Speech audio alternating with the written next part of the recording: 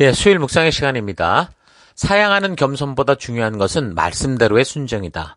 사양하는 겸손보다 중요한 것은 말씀대로의 순종이다. 자, 이런 제목으로 오늘 묵상 또 나누겠습니다. 우리는 예레미야 그 1장 1절부터 6절까지 예레미야 선지자를 소개하는 것과 그리고 하나님께서 예레미야를 부르는 그 부르심의 말씀을 가지고 묵상을 했습니다. 하나님의 부르심은 어떤 특별하게 능력 있는 사람이 아니라 하나님의 음성을 듣는 모든 이들을 향한 것이다. 믿음으로 반응하는 사람이다라는 거 잊지 말아야 된다고 그랬어요. 그래서 이 시대에 하나님을 믿음으로 사는 모든 성도들은 하나님의 부름받은 존재로서 하나님이 누구신지를 세상에 알리고 또한 하나님께서 직접 주신 그 나라와 법도와 규례와 명령을 따라 살아가며 하나님 나라를 이루는 것이 존재의 이유라고 그랬어요. 그래서 우리는 이런 하나님이 주신 창조주의 뜻을 우리가 살아가는 각자의 나라와 문화와 사회 속에 전하고 그 가치대로 살아가는 그런 세상을 만들어가는 사명이 있는 거죠. 그래서 우리는 전문적인 능력을 구비해서 우리가 살아가는 사회 곳곳으로 들어가 그들과 함께 어울리면서 진정으로 빛으로 인정받는 삶을 살아야 하는 그런 어둠 속에 빛을 밝히고 그 어둠이 어둠으로 끝나지 않도록 하는 사명과 책임이 있는 겁니다. 이 세상의 모든 나라가 세워질 때 당연히 헌법이 생기는데요. 그 법도의 정신을 보면 이미 성경에서 우리가 보듯이 하나님이 세워진 창조의 그 가치들이 들어가 있습니다. 그러니까 그런 가치가 들어가지 않은 나라는 이 세상 누구도 그것을 나라로 인정하지 않아요. 깡패 집단으로 볼 뿐이죠. 그래서 북한 같은 곳에도 보면 자기 나름대로 헌법이 있어요. 그 헌법의 내용은 하나님이 주신 이 말씀을 그대로 옮겨놓은 게 있다고요. 인권이 존중받고 공평과 정의롭게 살 수 있는 그런 규정들이 다 있다니까요. 그렇지 않으면 어느 나라도 그거를 그 나라라고 인정하지 않거든요. 정상적으로 취급하지 않기 때문에 독재국가, 공산국가인데도 거기 보면 전부 다 그런 정상적인 내용이 들어가 있어요. 그런데 이제 그 법을 집행하고 행할 통치자, 그 사람들, 그 추종자들이 결국은 그런 식으로 겉으로는 번지를 하고 속으로는 다 사람들을 주리를 들고 작당해서 아주 깡패짓하는 그런 짓을 하니까 사람이 문제인 거죠. 그래서 우리가 살아가는 나라 곳곳에서 우리 부지런히 실력을 키워야 돼요, 성도들이. 그래서 각자 이 재능을 따라 각자의 그 전문 분야로 나아가야 되고, 그래서 그곳에서 전문적인 이 삶의 현장에서 여러분들이 스스로 리더로 인정받을 수 있는 그런 삶을, 존경받는 삶을 살아야 돼요. 그게 하나님 나라를 이루어가는 영향력을 미치는 삶이에요. 그래서 그런 분야에서 하나님 나라의 법도와 규례, 이 가치를 따라 모든 것을 결정하고 나아가는 그런 삶을 살아갈 필요가 있죠. 하나님의 법정신이 담긴 헌법들을 그 하나님의 뜻이 바르게 이루어지고 집행될 수 있도록 우리는 그런 사명을 가지고 있어요. 이 사회 속에 우리가 그렇게 어둠 속에 보냄을 받은 거예요.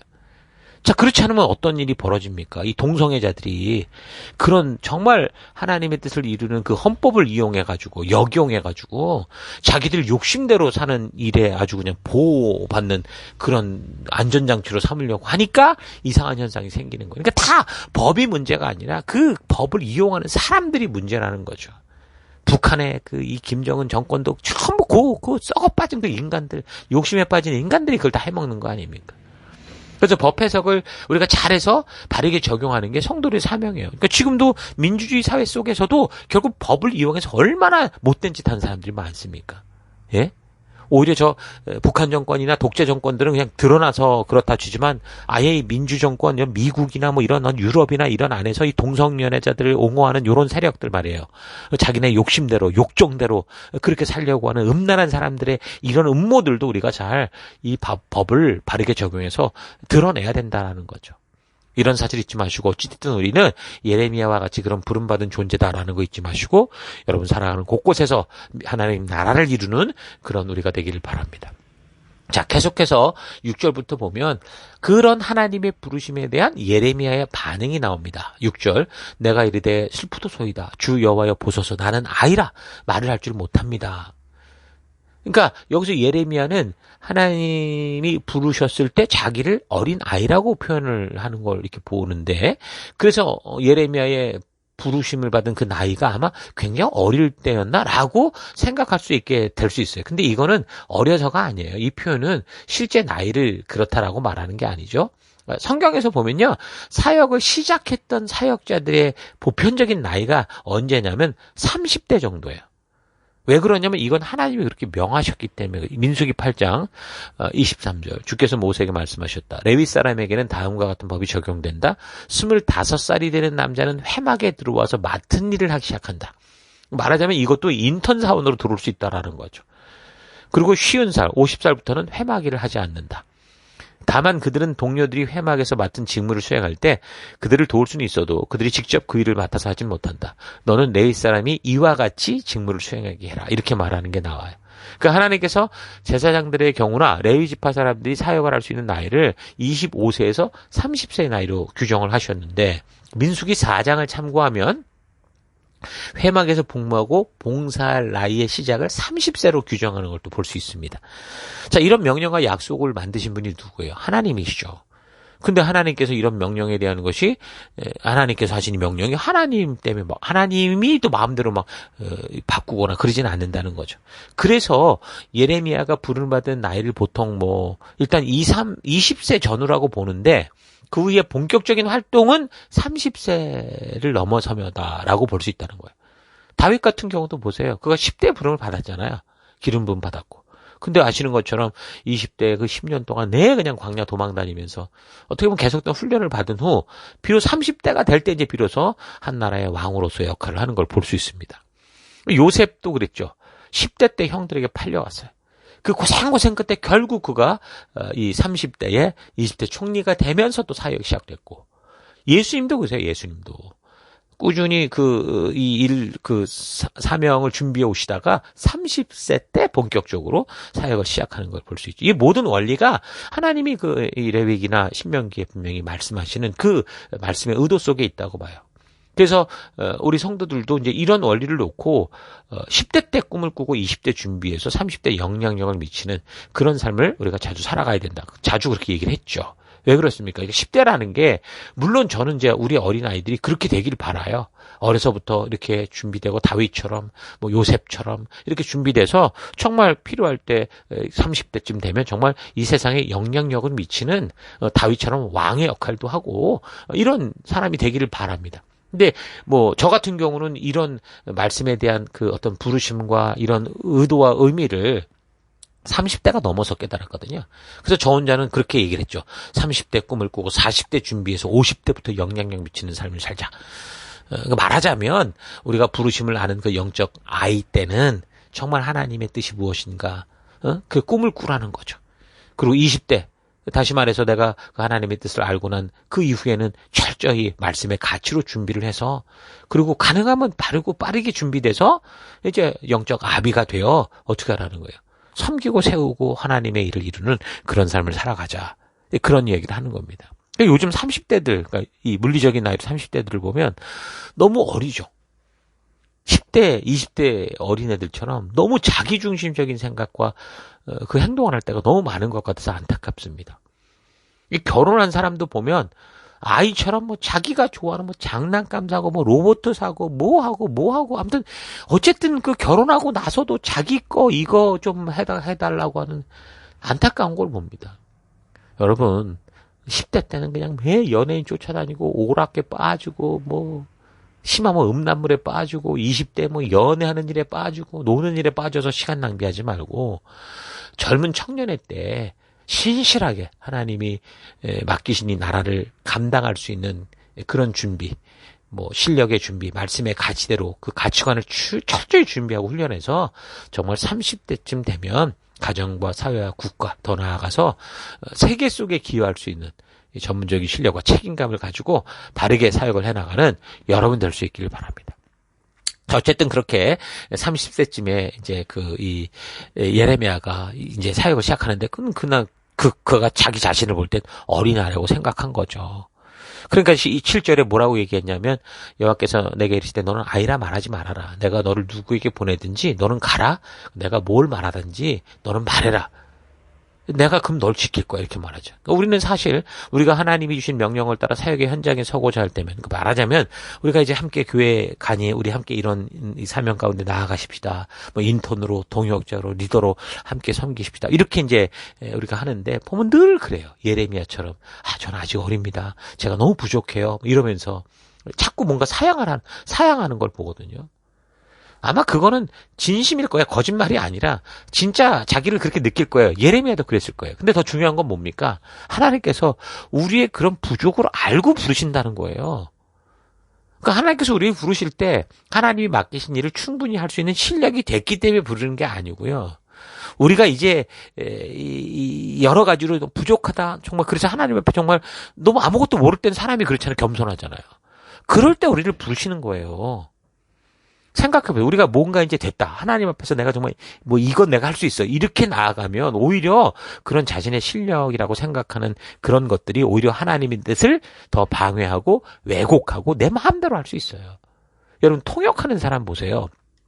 통역하는 사람은 지금 말하는 사람의 말과 그 의도를 그대로 전해야 되잖아요.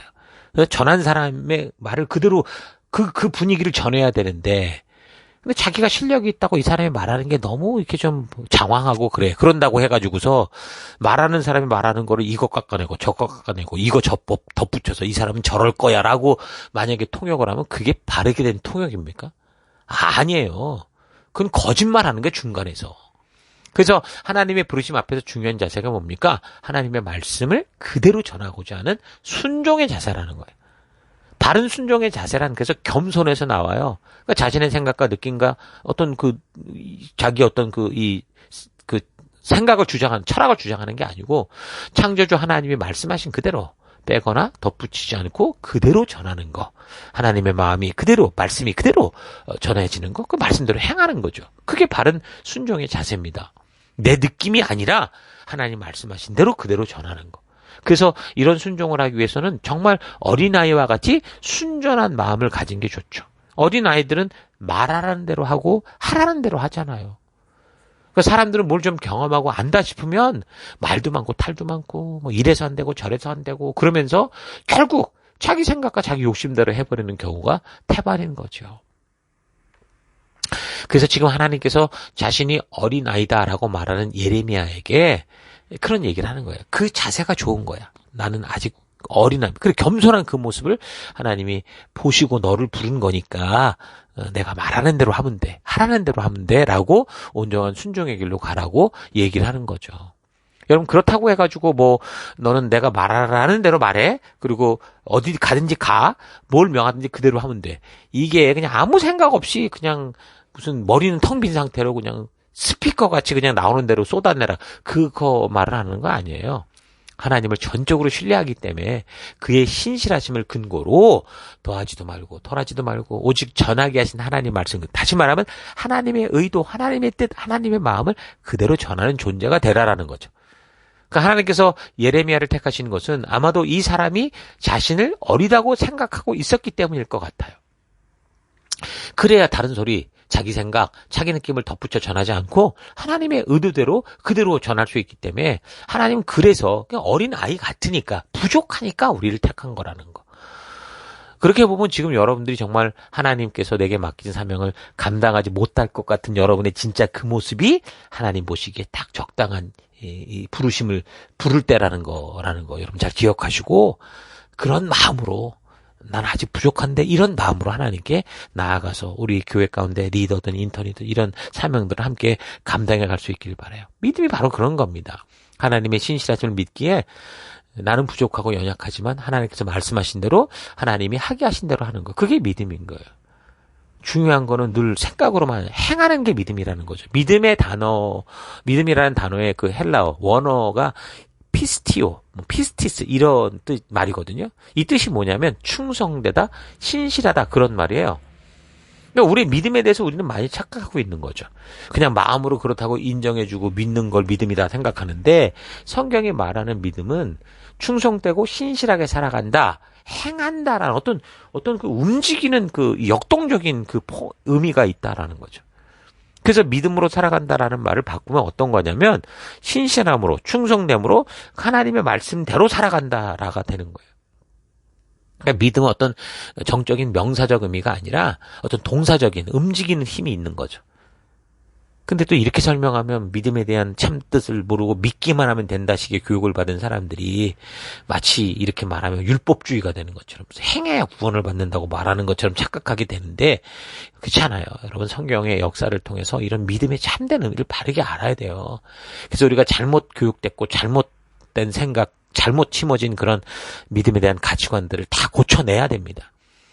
자, 그러니까 하나님께 부름받은 사람들은 자신의 실력과 그릇된 태도를 핑계 삼지 않고 내가 그동안 살아왔던 모든 삶의 태도와 습관들을 버리고 하나님 말씀대로 핑계치 않고 그대로 충성되고 신실하게 순종하는 자세로 나와야 되는 거예요. 우리 교회 안에서도 구경꾼이 되는 게 아니라 늘 부족합니다. 뒤로 빼는 자가 아니라 부족하기에 나와서 내가 바쁘고 어렵기에 나와서 이걸 이루어가는 그래서 하나님이 나의 삶을 바꾸고 나의 길을 바꾸는 놀라운 그런 경험들을 하는 우리가 돼야 되는 거죠. 그러니까 예레미야는 하나님을 대신해서 이 사람들과 싸우는 실력으로 싸우는 그게 사명이 아니었어요. 단지 하나님께서 보내시는 곳에 순종함으로 가고 하나님께서 누구에게 말하든 말씀하는 것을 두렵더라도 전하기 두렵더라도 신실하게 한 글자도 빠지지 않고 빼지 않고 선포하는 그런 순종의 자세가 필요했던 거죠. 그러니까 늘 말하지만 순종을 방해하는 건 다른 게 없다니까요. 이 세상에 자기 자신 외에는 아무것도 없어요. 하나님이 나의 이런 모습을 받았는데 이걸 거절하는 건 나밖에 없잖아요. 그래서 무엇보다 우리 성도의 할 일, 교회 할 일은 뭐냐? 성도들에게 분주한 종교일을 가르치는 게 아니라 하나님의 말씀을 바르게 듣게 하는 거고 또 그대로 살게 하는 거고 그대로 전하게 하는 거죠. 이게 바로 부르심의 목적이고 교회와 성도의 존재의 본질입니다. 그런데 교회나 성도가 정작 이런 본질적인 부르심, 그러니까 하나님 말씀을 바르고 빠르게 배우고 그렇게 살아가는 일을 제쳐버리고 늘 뭐 어렵다 힘들다 그러면서 그냥 종교일에만 딴 일 하느라고 바쁠 때가 너무 많죠.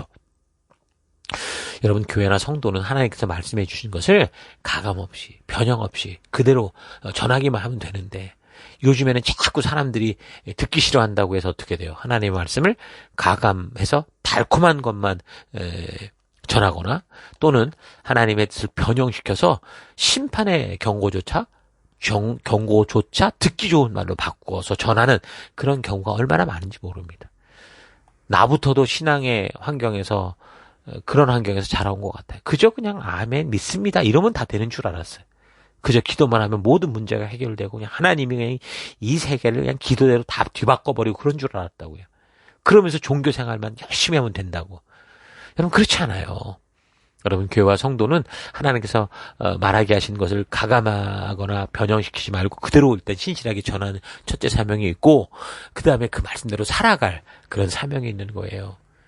물론 그렇게 살아갈 때 돌이 날라오고 침이 날라오고 욕이 날라올 수도 있지만 그런 것 때문에 하나님께서 전하라, 행하라, 살아라 이렇게 하신 것을 우리 마음대로 변형하고 각색해서는 안 되죠.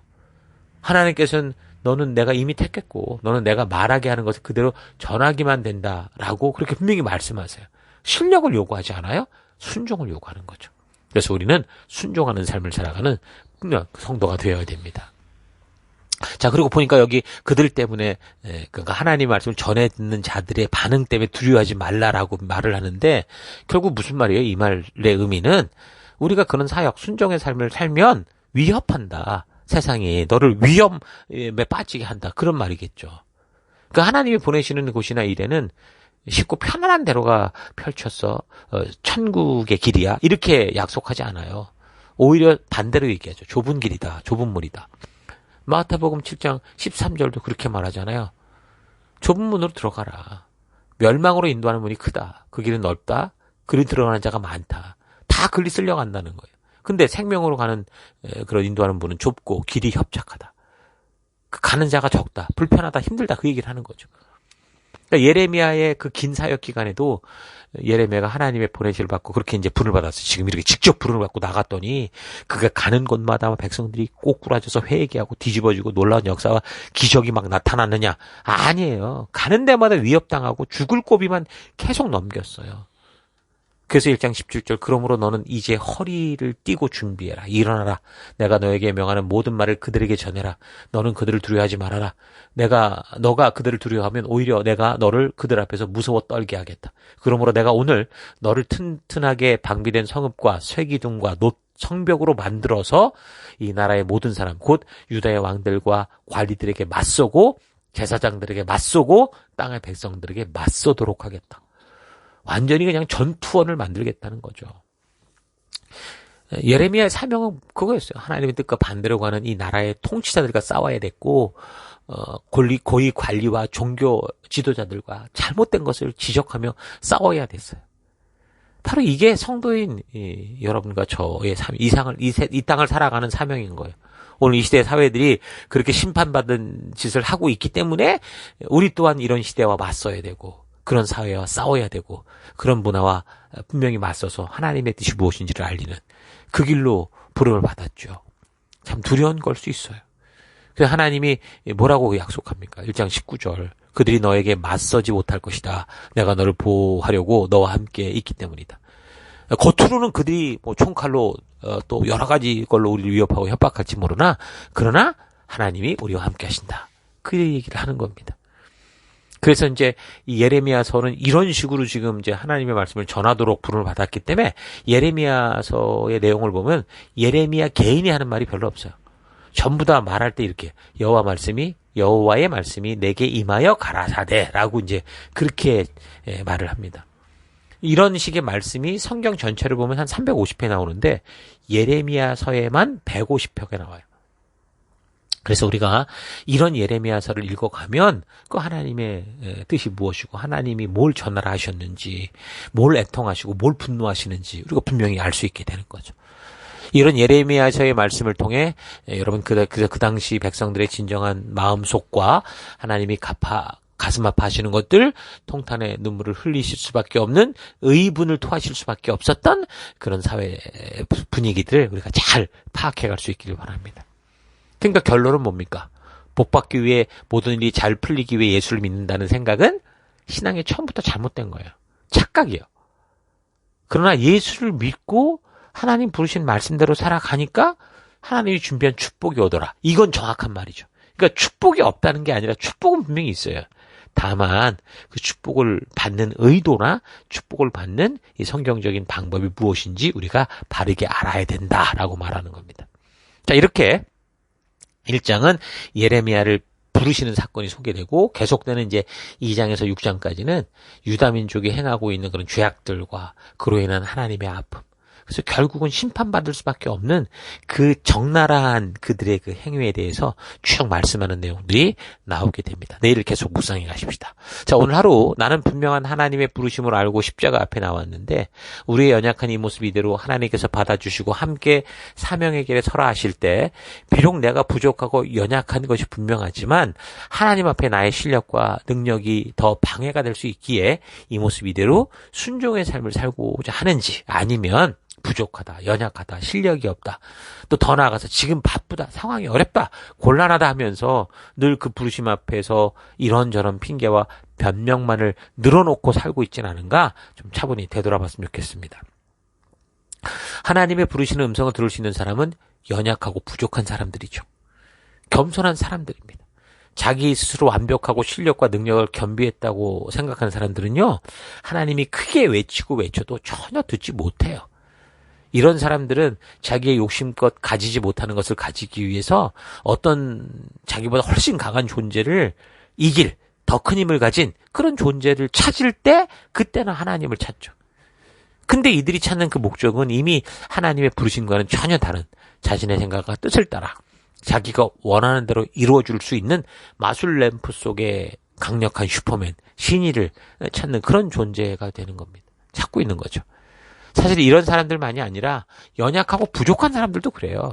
결국 그 연약함과 자기의 부족함을 이겨낼 힘을 찾고 있는 거죠. 나를 대신할 어떤 존재. 그래서 하나님의 자꾸 그런 이름을 부르고 그래 하나님의 음성을 찾고 이런 경우가 많아요. 그러니까 따지고 보면 뭐예요? 인간 다 똑같은 거예요. 강한 자나 약한 자나. 그래서 중요한 것은 어떤 식의 이유로 하나님을 알게 됐든지 이제 내 관점이 나를 부르신 하나님의 관점에서 하나님을 만나는 겁니다. 하나님이 부르시는 진정한 뜻을 알면 우리의 연약함과 부족함이 문제가 아니라 말씀대로 순종하지 않는 핑계를 만드는 것이 문제다라는 걸 알게 되죠. 그래서 진정으로 부족한 모습 그대로 하나님 말씀대로 순종하는 삶을 살아갈 수 있게 되는 겁니다. 내가 하나님의 부르심을 받고 보내받은 곳에서 하나님의 부르시고 전하게 하신 것을 잊지 않고 하나님 말씀대로 전하고 외치면서 여러분 삶의 곳곳에서 그 말씀대로 먼저 순종하며 살아가는 우리가 될 수 있기를 주의 이름으로 축원합니다. 오늘 하루도 힘내십시오. 잠시 기도하겠습니다. 하나님은 나의 실력을 보고 나를 부르신 게 아니고 스스로 부족하다고 생각하는 겸손한 모습으로 인해 나를 부르신 건데 정작 부름을 받고 나서는 하나님 말씀대로 순종하려 하기보다 내 생각과 내 느낌대로 고집을 피우며 말씀대로 순종하지 않고 고집대로 살아온 것 회개합니다.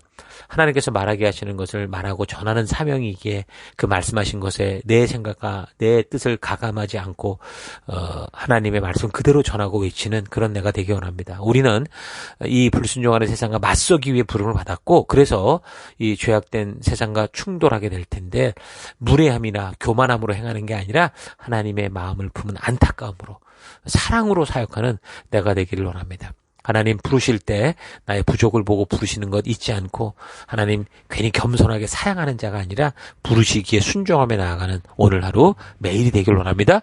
그 길로 함께 하시고 인도하신 하나님 감사드리고 예수님 이름으로 기도했습니다. 아멘.